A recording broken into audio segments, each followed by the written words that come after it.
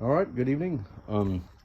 Figured I'd make a quick video, hopefully quicker than the last two, on tuning the front suspension, since I did a couple other rambles and the last one was for the rear, so I'll just do the front real quick.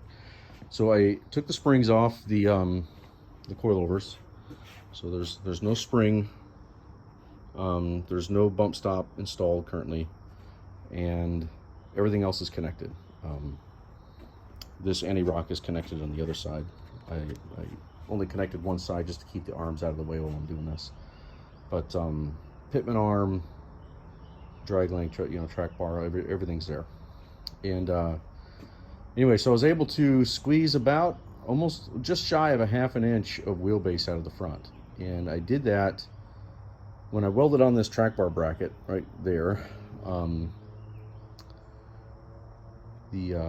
I moved it forward just a hair, just so I could get a little bit of wheelbase out of it. And so this was kind of built in when I welded that bracket on. I don't know, a month and a half ago, 2 months ago, whenever it was.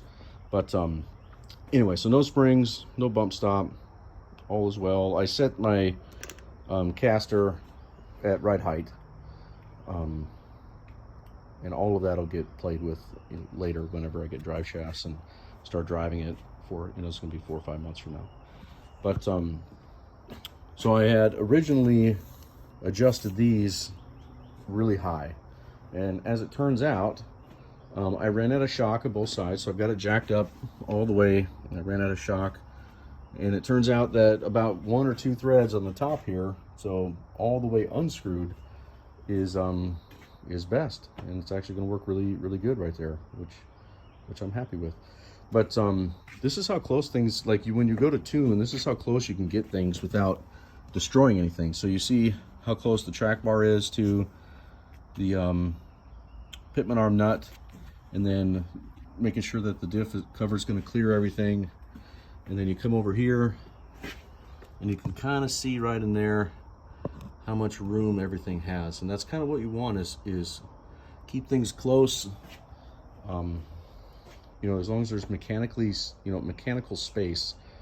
There's a saying in engineering, space is space, right? And that's what tolerance is. So if you have an 1/8 inch tolerance or smaller, a 1/16 inch of tolerance, as long as that space is there mechanically, unless something fails, it should always be there, right? So anyway, to get the wheelbase I was talking about, I adjusted both long arms out, the lower arms out. Then of course I adjusted the uppers, which the uppers right now are shoved in onto the inside of the frame, which was part of this high clearance long arm kit, which is pretty awesome. But I got it as high as it'll go. Drag link is clearing everything. My power steering pump cooler, the track bar is clearing everything. It's about 1 inch from the coolant lines, or hoses rather, on the lower side of the radiator. So I think this is about as close as I'm going to get to full stuff here. And this is I mean it's all really working out really well. I'm running out of shock, like it's perfect. Like buying the kit from Evo, they obviously have the CAD files, and you can tell that everything was designed to work really well. And just a little bit of tuning, a little bit of adjusting here and there, and you run out of space just as you should. So I got a little bit of space there. Once I put a 3-inch bump stop on here, then the bump stop will bottom out at 1 or 2 threads in the top here. That's good to go. Track bar, drag link, those are all good to go. Sway bar links are good. One thing I did discover in the rear, however, is running this kit with the anti-rock, I can't put the reservoir where they call for in the instructions, but that's okay. I'll make an adjustment. I'll put the reservoir up here at an angle or something to keep from the arc of the anti-rock from hitting it. Anyway, that's it. If you guys have any questions, just holler. It's a lot of work. It's a lot of up and down with the jack and adjusting arms and all sorts of stuff. But if you put in the work, it pays off, and I'm really happy with the way things have worked out here, especially in this corner over here with the track bar bracket and the diff. It really worked out very nicely. So I'll bottom out on my bump stop, full stuff, and then you got to imagine a 40. Of course, it's really hard. It's hard to get depth perception on the camera, but to imagine a 40 here, which means once I get the tube fenders, then if I start hitting the fender, then I'll see if I can trim the fender. If that becomes an issue, then I can tell by looking at it that the tire's going to hit the fender and I'm going to run out of space, which I'd rather do that, because then I can just adjust my bump stop down a thread maybe,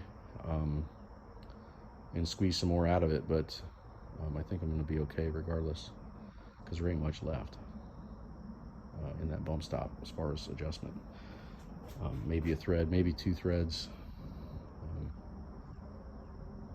But either way, I can always add a thicker bump on the bottom if I need to, an actual bump stop, the part that's going to bolt onto the axle. All right, I think this ramble is over. Suspension tuning ramble is over for now.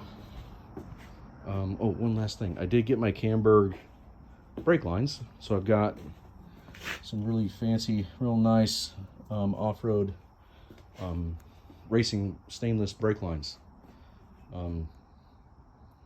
which are a big improvement from those things. So going right in the trash. So so this one will get put on later tonight, or that one will get taken off, I'm sorry, and the other ones I have will get put on. All right, well, have a good evening. Thanks. Bye.